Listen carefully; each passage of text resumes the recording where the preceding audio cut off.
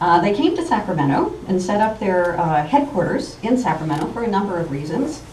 They came to Sacramento because, of course, it's the political capital of California, and they thought that any demonstrations they had there would get the attention of office holders. It was also the nerve center of the state's agricultural empire, and they believed that it could be a good place for them to launch strikes both to the south and to the north. So they set up their headquarters near 9th and J. They established a worker school where they taught various Marxist concepts. And they started having marches, hunger marches, marches of the unemployed, and a big May Day celebration, which you can see pictured here.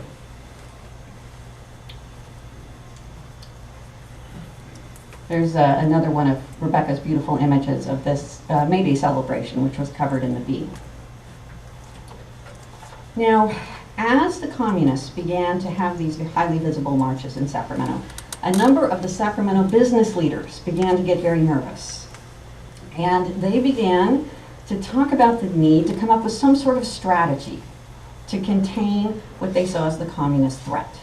And not only Sacramento business leaders, but a lot of business leaders throughout California were beginning to get nervous in 1934, indeed terrified that there was, in the near future, going to be some sort of massive transformation of capital labor relations in California that might even mean revolution.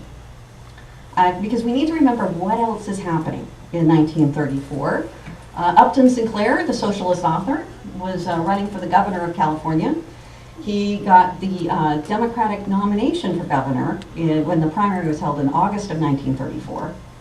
And Upton Sinclair wrote a novel, sort of in the style of Edward Bellamy's Looking Backward, called I, Governor of California, in which he looked back on his reign as governor and talked about all of the things that he did. So in other words, the things that he planned to do, which included nationalizing, or statizing, I guess the word would be, using the state to take over the industry and fields of California, and also having the state print its own money. So Sinclair was viewed as a radical threat and a frightening one by a lot of property Californians, especially the business leaders. But even more frightening to them was what was going on in San Francisco in the summer of 1934. Oh, yeah. The longshoremen in San Francisco went out on strike in May of 1934, demanding higher wages and union recognition. And then in July of 1934, the strike turned violent when police tried to forcibly open the port, and there was a big confrontation between police and strikers, which ended in police killing 2 of the strikers and injuring hundreds. And in response, then California's Republican Governor Frank Merriam called in the National Guard to, as he said, restore order in San Francisco. And in response to that, San Francisco's unions declared a general strike and shut down the city. Now, the general strike in San Francisco lasted for 5 days, and it terrified a lot of Californians. And you can see this if you read the newspaper headlines in the state, up and down the state in July of 1934. There were headlines saying that the communists were marching down from Seattle, which was seen as this hotbed of revolution, that there were flying squadrons of communists who were going to seize the arsenals and the airports and blow up bridges and railroads. And when the San Francisco general strike ended on July 20th, 1934, there was unleashed up and down the West Coast this vigilante response, as there were physical attacks, savage attacks on communists and their sympathizers. Unhinged by the San Francisco general strike, vigilantes rampaged up and down the West Coast, in Seattle, in Portland, in Oakland, in Richmond, Alameda, Stockton, and San Jose. There were mobs that ransacked Communist Party headquarters.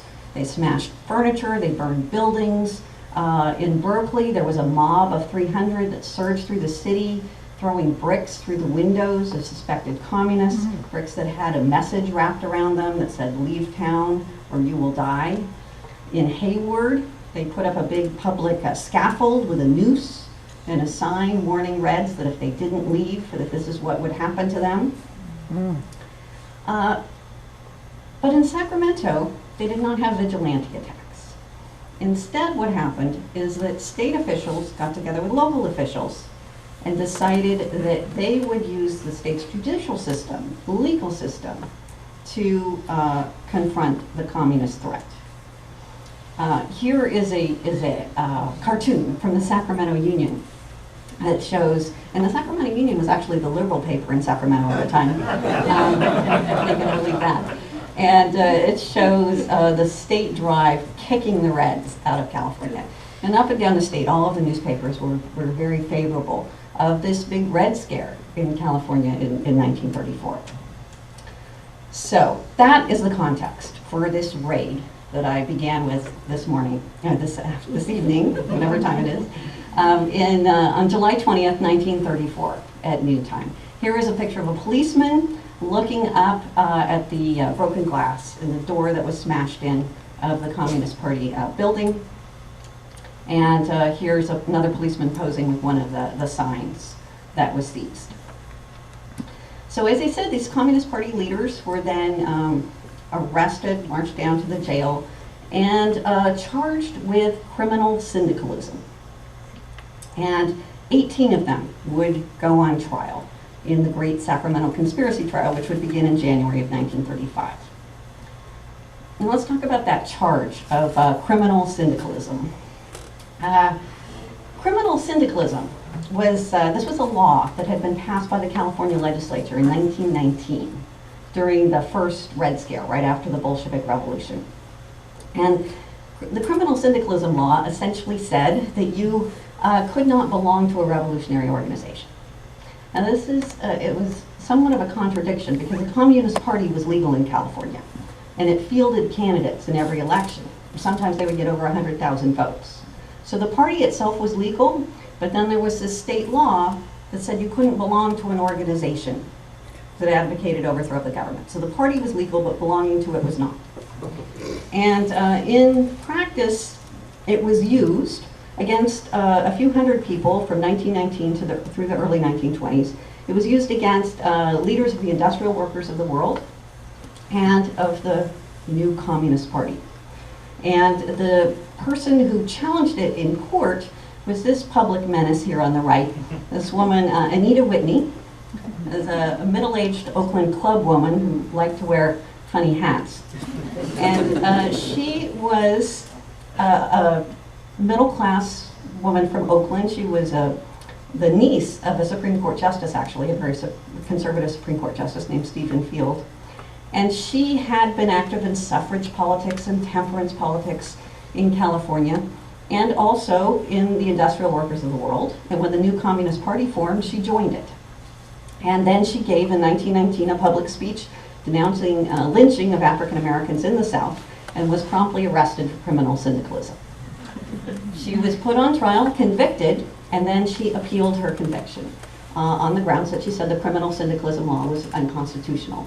It violated freedom of speech and assembly. And her case went all the way to the Supreme Court, and in 1926, the Supreme Court upheld her conviction and the constitutionality of California's criminal syndicalism law. And she herself did not have to go to jail. Her elite friends mobilized to get her pardoned by the governor. But the other few hundred communist and anarchist leaders were not so lucky. Now, the state didn't use the criminal syndicalism law in the late 20s or the early 30s. And then suddenly it was dusted off in 1934 and used in these trials in Sacramento of the Communist Agricultural Workers Union.